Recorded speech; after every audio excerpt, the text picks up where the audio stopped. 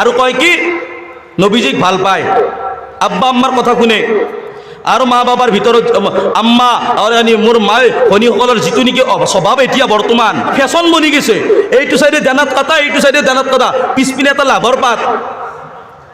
যেতিয়া নেকি নিজৰ স্বামীৰ ওচৰত থাকে তেতিয়া একেবাৰে খবিজ শ্ৰেণী বুজি পায় নে, খবিজ হৈ কেনে থাকে। ঘৰৰ বিবিক দেখাৰ লগে লগে ভাবিব লাগিছিল মোৰ পুৰ্ণি মাহৰ চান আজি ঘৰতে ওলাইছে।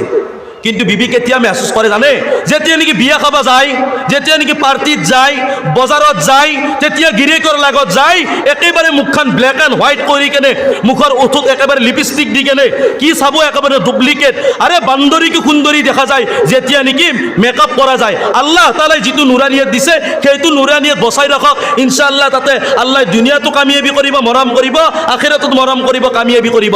আচলমতে আজিৰ ছোৱালীয়ে মা ভনীসকলে গিৰিয়েকক ভাল নাপায়, ভায়েকক ভাল নাপায়, মাক বাপেকৰ প্ৰতি মৰম নাই। কাক দখাই জানে, খালি কি বেলেগক দখোৱা, খালি কি বেলেগক দখোৱা, একেবাৰে মেহচুচ কৰি কেনে।